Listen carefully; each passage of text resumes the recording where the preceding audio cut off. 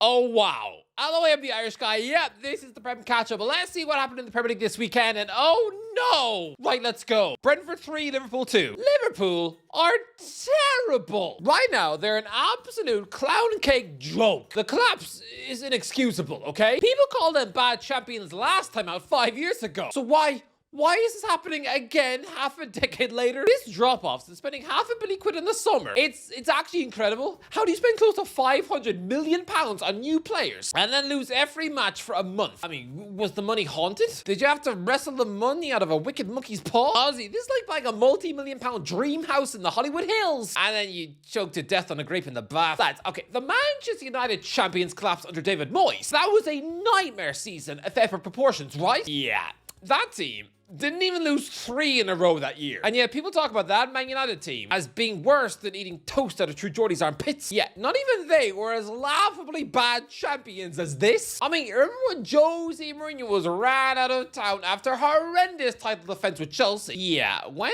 he was getting sacked at Christmas, just months after winning his 3rd Premier League title with Chelsea, you probably all assume he was on a terrible run of losing every week for 3 months, right? Now, no, it was an insane collapse, yes. Still didn't lose 4 in a row. There's only 4 Premier League champions in history who've lost 4 games in a row the following season, and Liverpool are 2 of them. Because, I mean, they lost 4 in a row back in 2021, and it's happened again. The only other 2 teams who've done this, sure, Man City last season and Leicester in 2017, who lost 5 in a row without even scoring a goal. That was embarrassing, sure, but take Vardy and Mahrez out of that team, and yeah, that group of players look no more special than staring at the yogurt aisle in Aldi. And even Vardy's next club after leaving Leicester was just Cremonense. They sound like a type of cheap spaghetti. But so this Liverpool collapse, it is horrendous. Make no mistake about it, Arne Slot might be a Premier League champion, yes. But let's be real, okay? He is still not beaten Brendan Rodgers' best points tally as Liverpool manager. And he just lost to Hearts yesterday. And there's something about this collapse which on paper looks aesthetically satisfying. Because there's no draws, it's just 5 wins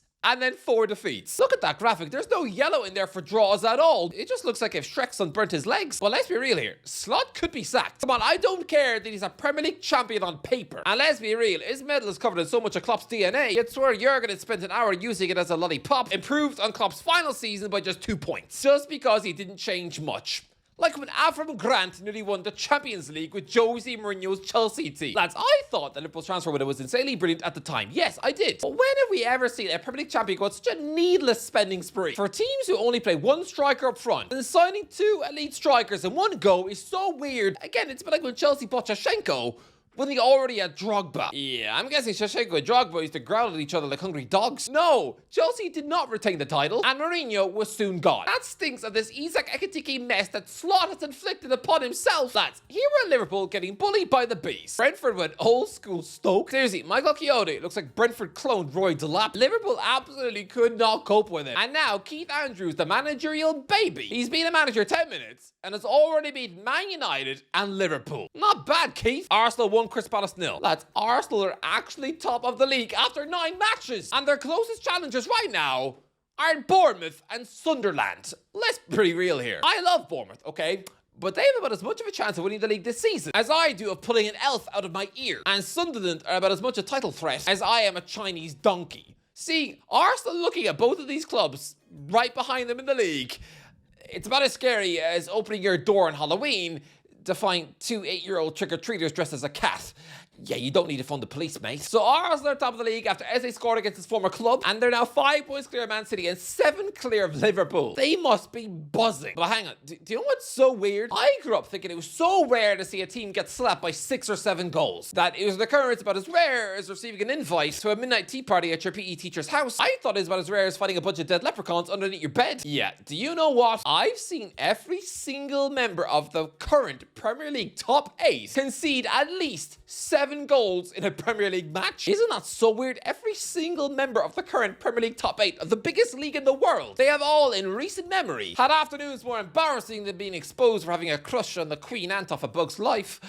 What? Chelsea 1, Sunderland 2. Lads, I said that Sunderland would be the worst team in Premier League history. No wins, 9 points, a complete and utter embarrassment. I thought they'd be so bad that Sunderland fans watching them all year long, it'd be like watching their granny drink cat food up her nose. I thought Sunderland would be even more pathetic than begging your dog for a kiss. Yeah, they briefly went second in the league just days before Halloween. they're now third, winning away at Chelsea. And let's be real here, Shamsuddin Talbi fully made me look like some complete lemon who's attracted to cauliflower. Someone who fully looks like he wants to get off the moon and the bear in the big blue house. So what if I do? Second in the league. Actual second in the league. Oh, that's the weirdest thing I've seen on a Saturday night since I found my old roommate microwaving his bananas. This is scary. The team who I said would be the worst in Premier League history have not only made their best start to a Premier League season, oh no, but it's the best start by a promoted club for 17 years. That absolutely makes me look like a complete and utter donut. I couldn't have been more wrong. This feels like handing in a poem about Bugs Bunny's burps as your maths homework. The teacher's gonna look at you as if you're a bigger freak than someone who writes R-rated fan fiction for the Powerpuff Girls. I bet Boovie does that. However, there is some hope for me. This is the best start that a promoted team has made since 2008. Sure, but do you know who that side was? Who ripped it up at the start of the season? Hull, who took 21 points from the first 9 matches. They were third in the league, 11 on points with Chelsea, and just 3 points off Liverpool at the top. They were incredible. Some Hull fans were actually dreaming about Champions League football after 9 games. Yeah, do you know what happened next? They only won 2 more matches all season, finished 17th, staying up by a point. And guess what? This is all done with a Mackham at the wheel. Yeah, the boss, Phil Brown, from Sunderland. So maybe if Hull quickly crumble like biscuits in the bath, and you never know, Regis Labree's boys might also run out of gas, and yeah, like Hull might be relieved to scrape 17th, right? And I'll tell you, okay, if Sunderland are indeed in a European competition of any description next season, then I will get married to a teddy bear. Full wedding with a priest and everything. Lads, it's not happening. Oh yeah, and by the way, play the unedited clip from my predictions video on the Irish Guy Extra. 3-0 Chelsea win. Okay, if Sunderland take any sort of result, any point, anything from Stamford Bridge, I will run through the neighbourhood and kiss as many front doors before someone comes out and tells me to stop. Oh no. Here goes the door kissing challenge. This is going to be horrible. That's one. This is rough. This is weird. It's horrible. Oh dear. Okay, here we go. That's rank. That is rank. Let's go this way. Okay, here we go.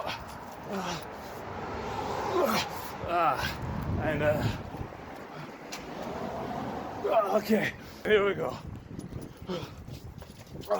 Hey, what are you doing? Oh, sorry, I'm just doing that for her. What are you doing, like? Can you win this? Oh, I just, Kissing doors. well, Sunderland, they beat Chelsea, so I kind of got to, yeah, sorry. I see you in a bit, yeah? That was awkward. Leeds 2, West Ham 1. Play the unedited clip. All right, Leeds 2-1 win. I got this one right. Well, quality, huge win for Leeds. They could really stay up. These promoted teams are making such a fight of this relegation season after the 2 biggest waste of time relegation battles in Premier League history, with the last 6 promoted teams going back down without a fuss. This is refreshing to see. If Sunderland are confirming that yes, I'm no more intelligent than a burnt ham sandwich. Seriously, Kieran McKenna came up with more hype than I've ever seen a promoted manager have before. He was gassed up even way more than Vincent Kompany, getting linked with Man United and Chelsea. Yeah, Kompany is now trying to win Bayern Munich a treble, whilst McKenna, let's be real, he flopped in the Prem, and he was allowed to spend money. The likes of Labree, Farke, and Parker, all 3 are making McKenna look like an overrated banana as he sits 12th in the championship. Nobody likes McKenna anymore, and it's not just because he was kicked off the True Geordie podcast. Sorry, lads, that was me. Well, look, brilliant Leeds win, but as for West Ham, why do none of their managers have a honeymoon period? Seriously, their new manager bounce is broken. Every club has a new manager bounce, even if the manager in question usually has the tactics of a dead mouse. Even the most out-of-depth coaches in the league usually have a new manager bounce for a couple of games at least. Like, even Stevie G had one at Aston Villa. But for West Ham, it doesn't exist. There hasn't been a proper new manager bounce at West Ham since Slaven Bilic 10 years ago. And even he lost his first 2 home matches. Why does the honeymoon period just not exist at this club? Seriously, if you get married to a West Ham supporting woman, you just know that on your honeymoon, she's probably going to wake up early to poo in your shoe. You'll probably find her at the beach trying to lecture people on why they shouldn't laugh at frogs. This West Ham team right now are terrible. And those fans gazing at the state of the league table now, it's probably more painful than Tom Aspinall now trying to watch Avatar. You know, the 3D glasses and everything. Everton 0, Tottenham 3. Yeah, Tottenham just roared to a 3-0 win at Everton after absolutely bullying them with 3-headed goals. Oh, play the unedited clip. I will say, if Tottenham win, and I really don't think they will, I will get someone to film me as I cycle down a hill, pouring milk on myself from the top of the hill to the bottom of the hill. Oh, no.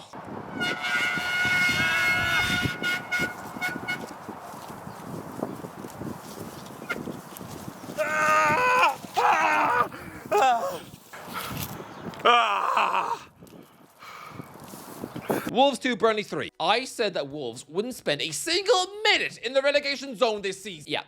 Bottom of the league with 2 points after now losing at home to Burnley. Not a single promoted team is in the bottom 3 after 9 matches. That is crazy. These 3 made such a go out of it this season that we've even now got Fulham somehow perched just above the relegation zone. Fulham. Since when did anyone think they were in danger? Look at all the teams in the bottom 3 right now. Seriously, the relegation zone absolutely stinks of Nuno Santos' cologne. Never has one man had more fingerprints over an entire bottom 3, right? I'm gonna call this the Santos zone. Okay, that is a bit harsh. He did leave Wolves like 4 years ago. But look, this does look bleak for Wolves, but they can still stay up. Take it from me. I saw Newcastle United rock bottom after 9 matches with 2 points under Rafa Benitez in 2018. Yeah. He left at the end of the season, and the fans were devastated because they still turned it around to finish 13th and also beat a world-class Man City team who ended up at 98 points. It can change. It can. Wolves can turn this around, but please hurry up and start doing it now because I really do not want 9 months of sandwiches in my face. Thanks, Wolves. Man United 4, Brighton 2. Ruben Amorim has won 3 matches in a row. The corner has turned. It has. After everyone was looking down their nose at this guy, saying that he should be sacked, it's like nobody remembered how bleak things were at Arsenal under Arteta after he was a year in the job. And even I remember thinking at the time he was some wet lettuce of a coach in 2020. I had less faith in Arteta than I do for the second Simpsons film. Oh, come on. They're so out of ideas. What's it going to be about?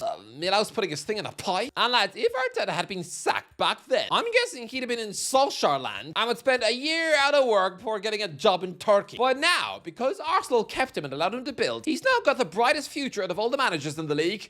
Come on, he's 43. I'm putting together, what, his 4th title challenge in a row? When he leaves Arsenal, he can go off to PSG or Barcelona. That is because Arteta was given patience and time, and it's finally clicking with Amorim too. 3 wins in a row and 3 very good wins. So follow up a win at Anfield by sticking 4 past a very decent Brighton side. Amorim has been spoken about as if he's some blind goldfish who doesn't have a clue, but lads, he finished Saturday sitting 4th in the league. He's probably going to win the October Premier League Manager of the Month award for this club that won the last 4 home games in the Premier League. Sure, Old Trafford might be leakier than a puncture box of orange juice, and yeah, I wouldn't be surprised if 1 or 2 of the fans found a dead mouse in the concourse box of popcorn chicken, but lads, it's slowly becoming a fortress again. Bournemouth 2, Nottingham Forest 0. Second.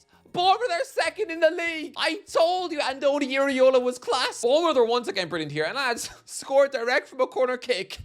Again. Yeah, don't think I've forgotten about when Junior Stanislas did that for Bournemouth against Man United 10 years ago. Aston Villa 1, Man City 0. Yeah, I've been saying for a while now that Man City will win the league. Yeah, now they've lost Aston Villa. And yeah, I'm now back to looking no more clever than someone who brushes their teeth with a squash croissant. Yeah, the dentist is definitely going to want to slap you in the eyebrows, mate. But yeah, City went back to delivering a completely off-it, half-eaten penguin bar of a performance. And yeah, right now, Arsenal fans must be so very excited. Newcastle 2, Fulham 1. Phew. Anyway, that's the interview. Let me know in the comments. That was horrific. But yeah, let me know if you enjoyed it. Oh, by the way. Oh yeah, another forfeit. Okay then. Who have we got up this time? Josh Avesti. Take it away, Josh. You have to recreate a Hot Ones episode where you can interview whoever you want.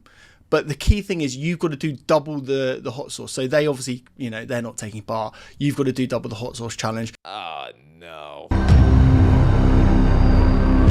Hello everybody, I'm the Irish Guy and you're watching Hot Ones, the show with hotter questions and even hotter winks. And today we're joined by me, you alright? It's gonna be painful. Hey Irish Guy, why do they call you Susan? Because I stuck up for Sporting Lisbon once. I know it's ridiculous. Do you know why they call me Susan? Just shut up and eat the chicken. I don't think this is cooked. Yeah, you're gonna get sick all over your shoes. Okay. That's, oh, there's a hair on my plate. Yeah, you're a very weird guy. Oh, it's not too bad, actually. Third question. Who's your celebrity crush? Ralph Wiggum's mom. Yeah, just eat the chicken. Yeah, the sauce isn't too bad. I don't know why everyone freaks out about the sauce on that show. If anything's gonna hurt me, it's the chicken. I don't think this is cooked. Yeah, fourth question. Are you looking forward to cycling down a hill drenched in milk? No. Double portion. 1. Oh. Oh. It tastes like burnt toothpaste. Yeah, so have you ever kissed a door before? Have you ever kissed a woman? None of your business. Now, please just eat the chicken. Bang.